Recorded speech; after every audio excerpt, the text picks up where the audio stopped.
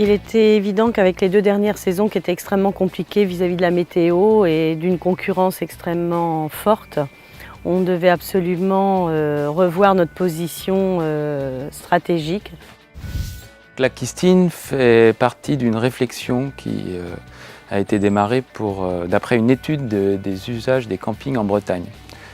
Il s'agissait de réfléchir à des hébergements insolites, terrestres ou flottants, qui pourraient répondre à un aspect remarquable de la Bretagne, comment attirer les touristes en Bretagne.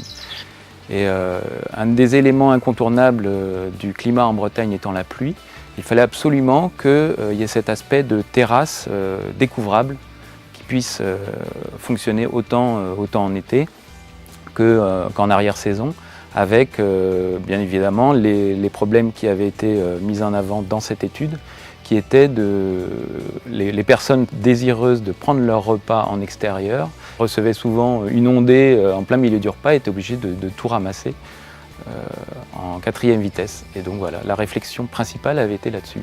Comment en fait proposer cet hébergement insolite qui puisse être un espèce d'hébergement indoor-outdoor où on pouvait profiter du climat doux breton.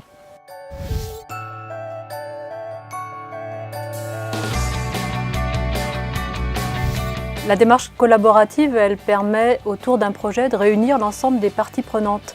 On crée autour du porteur du projet une intelligence collective avec l'ensemble des compétences que requiert le développement d'un projet. Donc que ce soit en matière d'économie touristique, en matière de conception de produits, en matière de fabrication, en matière de communication, de commercialisation.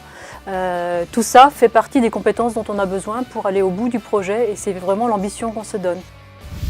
Par l'intermédiaire d'un travail de collaboration entre le design, les utilisateurs du produit, ici avec le designer au NPO, avec Madame Rivière, la gérante du camping.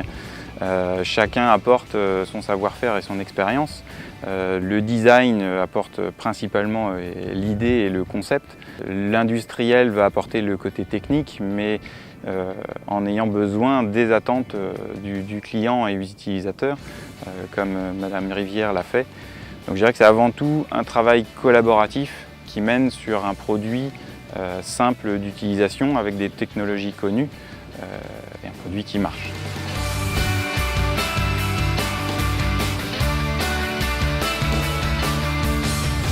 Le groupe projet, en amont, lui, son travail, c'est de définir en fait la feuille de route marketing, l'offre touristique. Donc une fois qu'on a fait ça et qu'on a transposé l'ensemble des valeurs, des usages que l'on veut proposer autour de l'expérience destinée à notre clientèle, il est important de passer de ces intentions à de la proposition. Et c'est ça le travail du designer, c'est de donner une forme aux idées, aux valeurs qui ont été produites par ce groupe de travail, mais pour les rendre concrètes, sous la forme de propositions, d'équipements, de services. Au départ, cet hébergement qui a été baptisé Nid d'Amour est issu d'un projet que j'avais dessiné qui s'appelait la Kistine. La Kistine étant un terme breton qui veut dire la châtaigne. Puisque il y a énormément de bois de châtaignier en Bretagne et je trouvais que le fruit, la châtaigne, une fois qu'elle est débarrassée de la gogue, mise à l'envers, avait une jolie forme en fait, qui évoque aussi les yourtes et ce genre d'habitat insolite.